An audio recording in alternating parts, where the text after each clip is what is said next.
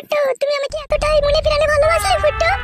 হ্যাঁ আমার সোনার ময়না পাখি, সত্যি আমি প্রথম দেখাতে বুঝতে পারিনি যে আমার জন্য তোমার মনের ভিতরে এত ভালোবাসা রয়েছে। শুধু ভালোবাসা কি বলছো, ভালোবাসার সাথে অনেক সোহাগ আদর রয়েছে। আমি যখন তোমাকে আদর করবো সায়া ব্লাউজ শাড়ি চুড়ি খুলে, তখন তুমি যে আসমানের কিনারায় গিয়ে ভাসতে থাকবে তুমি। আবার যখন আমি তোমার পেন্টিংটা খুলে যখন আবার তোমাকে আমি চুমু খাবো, তখন তো তুমি আমার কথা ভুলতেই পারবে না গো সোনা। বাবা ফুট্টু, আমার স্বামী কোনোদিনও পেন্টিং খুলে আমাকে চুমু খায়নি গো। ও শালা আর পেন্টিং খুলে চুমু খাওয়ার মর্ম কি বুঝবে? ও শালা তো হলুদ মরিচ নিয়ে ব্যস্ত থাকে দুবাইয়ে। ঠিকই বলেছো, ওই পয়সা ইনকাম করে, কোনোদিনও ভালোবাসে না। তুমি যেভাবে বলছো ওইভাবে কোনোদিন আমার সাথে করেনি।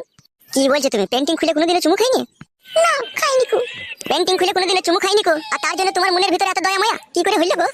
আমি ওইসব বিষয়ে জানি, আমার বিয়েটাই হয়েছে। তুমি যখন বলছো বলে আমার মনের ভিতরে একটু সুরসুরি হচ্ছে। এতক্ষণ তো মুখে বললাম এসো ঘরে এসে দেখো আমি সুরসুরি দিচ্ছি। এখনই রাতও দেখতো। রাতে তো ময়ূরের পাখনা বলাবো সবকিছু খুলে দিয়ে, আর এখন চলো একটু সুরসুরি দিয়ে একটু ঝাঁকিয়ে দিই।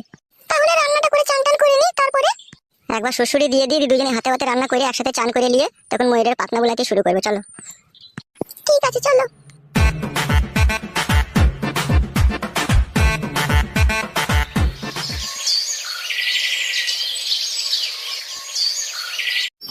শুনো শ্বশুর আব্বা, আপনি আপনার ছেলেকে যেখান থেকে হোক খুঁজে বাই করবেন, ঠিক আছে?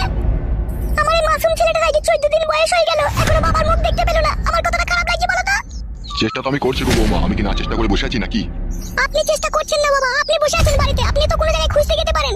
তুমি কি বলতে চাইছো কি বলো তো বৌমা? আমি কি খুঁজতে যাচ্ছি না নাকি? হ্যাঁ 1 মাস হয়ে গেল আপনার ছেলে বাড়ি ছেড়ে চলে গেছে। আমি একা মেয়ে মানুষ কি করে ঘরে থাকি বলো তো? হ্যাঁ আমার কি একটা জয়গুলো জানা নাই? স্বামী ছাড়া হয়ে আছে আমি।